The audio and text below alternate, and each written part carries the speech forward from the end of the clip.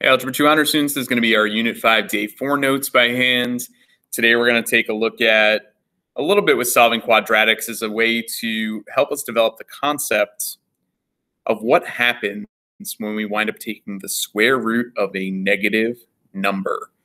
Big concept coming your way today. So when solving quadratics in general, we know that we should get two solutions. Sometimes those two solutions come from factoring, right? We can break our quadratic down by some factoring techniques.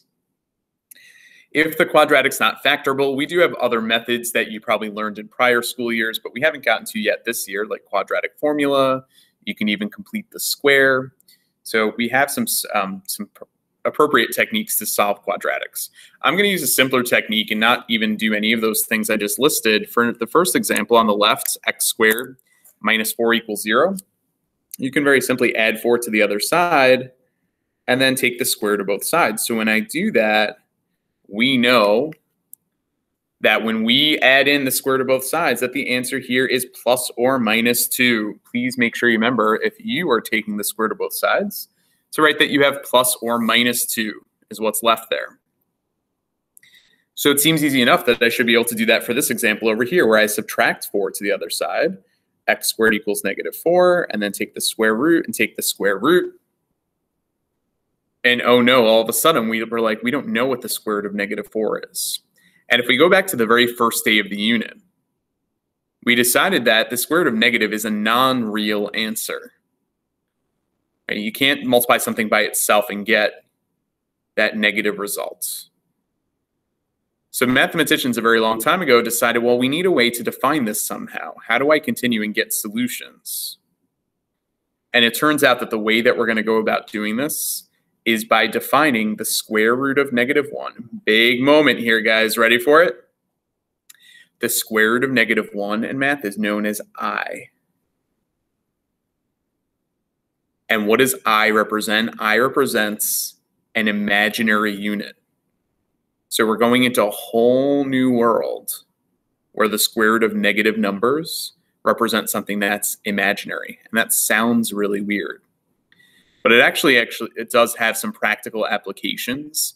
If you were to look into circuits and electrical engineering, for example, if that interests you at all, they actually use imaginary numbers in some of the work to develop kind of wattages for creating and completing circuits. So it does have some practical real-world applications. We're just going to learn about how we use it in this course and what might happen in some of our solutions. So then how can I keep going with this? I can write this as x equals plus or minus. Don't forget about that. I can break this down to the square root of negative 1 times the square root of 4, can I? Because those things would multiply to negative 4 again. And what I just showed you is that the square root of negative 1 is I. So instead of writing this as I square root 4, the square root of 4 we know it's a perfect square. It's just 2. So more commonly, you would actually see 2 written as kind of a coefficient of I here. The solutions to this equation are plus or minus 2I. And that takes some time to get used to. But I promise we'll do a lot of practice with it in this particular lesson. And you'll probably by the end think of, how did I ever not know the square root of a negative was I in this case? And by the way, eventually we're just going to jump from here down to here. I'm not going to show this breaking apart right there. I'm just going to say, oh yeah, the square root of negative 4 is 2I. So if I use that same logic, let's go ahead and practice a little bit more with this concept. So for practice, the first one we'll take a look at is, what's the square root of negative 36? So the square root of negative 36, well, I know that the square root of 36 is 6. So if there's a negative 1 attached to that, what's the square root of negative 36? How about 6I? And of course, you can show that kind of breaking apart step into the square root of negative 1 times the square root of 36. But I think it's okay just to jump to this conclusion as well. All right, number 2, what about the square root of negative 27? Well, 27 itself is not a perfect square. But I know that there's a perfect square that goes into it nicely. I just think about 27 as being 9 times 3. Whatever the perfect square is, keep the negative with that piece. Because at the very least, you always need to take a negative out from the radical as I. Maybe I'll do a quick example to show you that in a second here, but the square root of -9 is 3i according to this logic that we just used in those two questions. So the simplified form of the square root of -27 is 3i radical 3. So what I was just mentioning a second ago there is, what if I just had the square root of -5? Even though 5 itself can't be broken down, radical 5, there's no way to simplify that. If there's ever a negative underneath the radical, you will never leave it there. At the very least, I guess you can break it up into square root -1 times square root 5. So the final answer for something like this would be I radical 5. So make sure we just kind of pay attention to that as we continue simplifying here. If I gave you the square root of -288, making those numbers a little bit larger, again, kind of ignore the negative sign for now. Think about what's the biggest perfect square that goes into 288. And you may have to go out a little bit further in the list than we're typically used to, but not something we're that unfamiliar with. This one turns out to be 144 times 2, and square root of 144 is 12. So if I break this down, make sure you attach the negative to the 144, so that this then will simplify to become 12i radical 2. And then finally, what if I gave you the cube root of -125? Well, giving you a cube root here, so we know that the cube root of 125, what times itself 3 times is 125? It happens to be 5, doesn't it? So if it's a cube root of -125, does that mean the answer is 5i? I mean, right? Because we had those negatives under the radicals, and that's what happened. No, it's not true. If it's the square root of a negative, has to have an I with it. Has to. But can't we take the cube root of negative and get a negative answer? Because -5 times -5 times -5 is -125. Cube roots of negatives are okay. There's no imaginary piece to it at all. But square roots of negatives, we're definitely going to have an I attached. Okay? So don't fall into this trap. Don't look at this and think, oh, it's something like 5i. Okay? It actually is a whole integer value. The answer there is -5. Okay. So now we know that the square root of -1 is what we define as I. So then here's my next question. What's I squared? Well, I squared, I guess I could take I, which is the square root of -1, and square it. So that's kind of cool. So I squared in this case would be, well, when I square a radical, doesn't it just cancel it out, right? It's an inverse operation. I squared is -1. But some of you might have attempted that by doing the following. You might have said, isn't I squared just the same thing as square root -1 times square root -1? And that makes sense to me, because when you square something, you multiply it by itself. So let's see, if I multiply those two radicals, don't I just multiply the numbers underneath? -1 times -1 is +1. And then the square root of 1 is 1. But wait, I thought I squared was -1. So which one is it? Is I squared 1 or is I squared -1? Okay. It's definitely -1. Oh, and by the way, the calculator can confirm that for you. How cool is that? If you look at your calculator, look at where the decimal point is. There's a little I above it if you hit the second function. So if you hit second decimal point, you'll see I pop up on the screen. If you square that, I squared is -1. So why do we get +1 when we do this then? Well, when we use that multiplication rule here, we have to be a little bit cautious. So here's kind of a quick note about this. Radical x times radical, oops, that was supposed to be a y, is equal to the product, radical xy there, only when x and y are positive values. So we haven't had to define it that way yet because everything we've done up until this point, x and y have been positive. But this rule for multiplication only holds true for radicals if x and y are positive. Well, here clearly we were doing the product of two negatives under the radicals. So we can't use that rule anymore.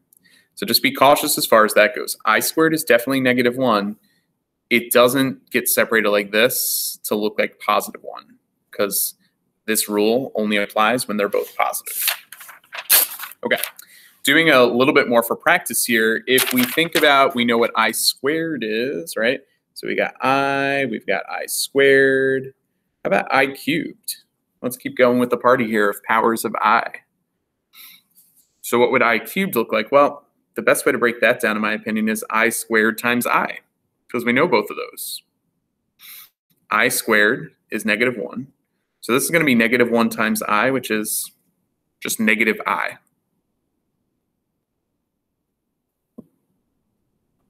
What about I to the 4th? So I to the 4th would be, what if I just use the last answer and multiply that by I? I cubed times I. So this would be -I times I, which is -I squared. Oh, and if I squared is -1, negating that would make it +1. Okay, I mean, I think you get the idea here, but here's what's going to happen. I to the 4th times I would be 1 times I, which is just I. Let's try I to the 6th. I to the 6th would be the last answer times another I. So it would be I times I, which is I squared or -1. So notice how we get these same repeated answers to start coming up over and over and over again. We got -1, -I, 1, I, -1. I bet you the answer that comes next would be -I. Let's check it out real quick. I to the 7th, I to the 6th times I. Take that -1, multiply it by another I. Isn't that -I? So we have this very cyclic pattern happening here when we're dealing with powers of I. There is a definite pattern. We didn't even go back all the way this far, but anything to the 0 power is 1. And although we defined I as being the square root of -1 up here, I to the 1st, I'm going to say that I to the 1st is I. Right? Anything to the 1st power is itself. I squared is -1. I cubed is -I. What happened when I got to I to the 4th? I to the 4th went back to 1. I to the 5th went to I. I to the 6th was -1. And I to the 7th was -I. Okay. If I draw a line right there, and that's just a summary of all the info that we found above. Maybe I added an I to the 0 for us, but we knew that already. Anything to the 0 is 1. This pattern is just going to keep repeating itself over and over and over and over again. So the pattern repeats.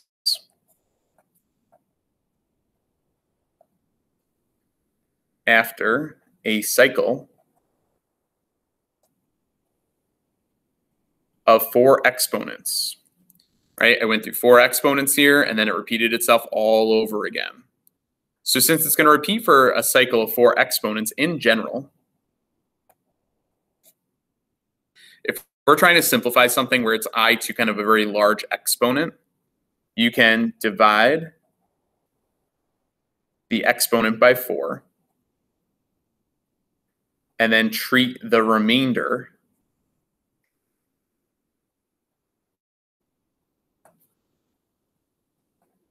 as the new exponent.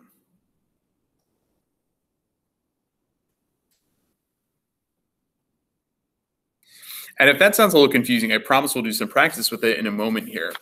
But basically the pattern is divide the exponent by 4, since that's how often we cycle through these values for I. And whatever the new remainder is, that's going to be equivalent to the new exponent. So what do we have to know? We really have to know these 4 right here, because the remainder when you divide by 4 is one of those 4 options. It's either 0, 1, 2, or 3.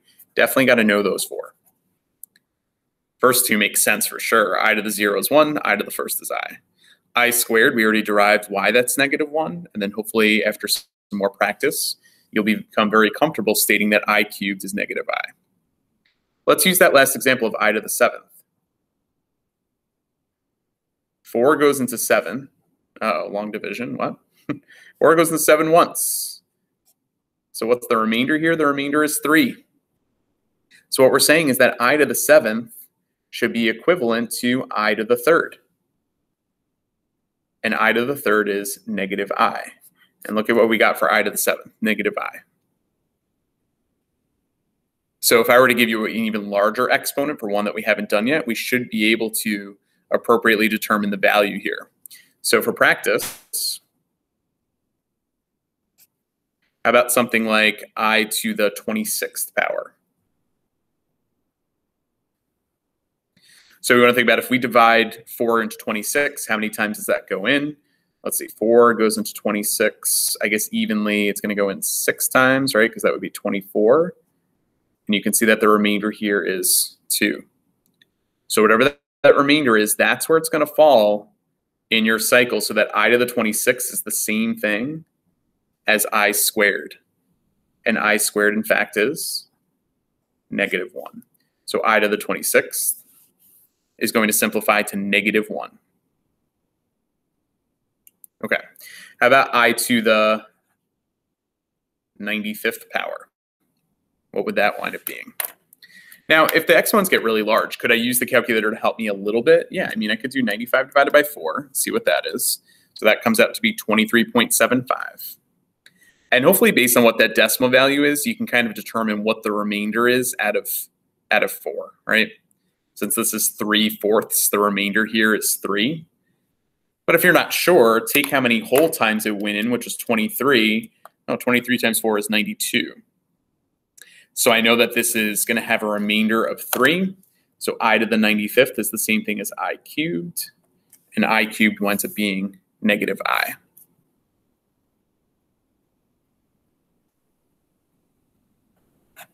Okay.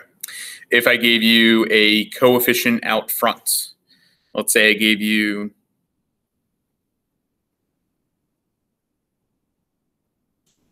-8I to the 20th. What would that equal? Well, for -8I to the 20th, it's going to be -8 times, well, whatever this power winds up getting reduced to. If I divide this by 4, 4 goes in evenly. 4 goes into 25 times. So when it goes in evenly, what's the remainder? The remainder is 0 there. I to the 20th and I to the 0 should have the same value. What is I to the 0? 1. So the final answer here is -8. Maybe just one more like that. If I did 3I, we'll choose a really large exponent like 525. Okay, that doesn't look divisible by 4. So maybe if I want to use the calculator, 525 divided by 4 is 131.25. And with the decimal at the end, 0.25, hopefully that's cluing you into a remainder of 1 here, right? Because that's 1/4. But of course, if we're unsure, 131 times 4 is 524. So it goes in evenly this many times with a remainder of 1. I to the 525th power is the same thing as I to the 1st. And I to the 1st is I, because anything to the first power is itself. So the final answer there is 3I, and that's it. Let's just do one more thing now that we have a little bit better, hopefully have a grasp of powers of I. We're going to do some quick operations, and we'll do some more practice with this in class tomorrow. So for operations, let's take the square root of -20 and subtract the square root of -45. Okay. So when I simplify each of these, I want to make sure that when I break this down, whatever the perfect square that goes into each of these, I put the negative with that. So square root of -20, that would be square root -4 times square root 5. Right? 4 is the biggest perfect square that goes into 20, so put the negative with that. The biggest perfect square that goes into 45 is 9. So 9 times 5 is 45. Put the negative with the 9 when you break this radical apart. Okay. So now that I've done that, I can say that this is 2i radical 5 minus 3i radical 5. So we did some simplifying like this at the beginning of the lesson. When I include it within operations here, it's not going to change too much that now that I've simplified each of these, as long as the same number is under the radical, you can combine these into one final answer. So since these both have radical 5s, 2i minus 3i is negative 1i, or just negative I, radical 5. Okay, so treat these almost as coefficients out front, because they are. Subtract those to get negative 1i, and then attach radical 5. Okay, last one that I'm going to do is simplifying negative I to the third power over 2 times the square root of negative 8. Okay, and we'll definitely do more practice with this in the coming days here. But in this case, if you raise a negative to an odd exponent, the coefficient out front stays negative. So this is just negative I cubed on top. And then in the denominator, I have to simplify eventually the square root of negative 8. So to simplify the square root of negative 8, that's going to wind up being square root negative 4 times square root 2. So this is going to be 2 times 2i radical 2. Okay, make sure you carry that 2 over when you rewrite the denominator. Okay, I cubed by itself, if you remember the pattern from earlier, it's negative I. So that's negative I. When you negate negative I, it turns into positive I. And on the bottom, we have 4i radical 2. So since we have an I in the numerator and an I in the denominator, hey, those i's cancel, which is pretty nice. So you wind up getting 1 over 4 radical 2. However, based on what we know about simplifying radicals, will we ever leave a radical in the denominator? The answer is no. So to rationalize the denominator in kind of the final step here, you need to multiply the top and the bottom by radical 2. So I know that I get radical 2 in the numerator. That's what 1 times radical 2 is. The denominator, radical 2 times radical 2 is 2. So times that 4 out front is an 8. And that was a little bit of a complicated one, but the final answer there becomes radical 2 over 8. All right, and of course, if you have any questions about the lesson, you can always let me know, but we're getting a lot more practice with the concept of I and then operations with these numbers coming up in the next few days. Have a great rest of your day.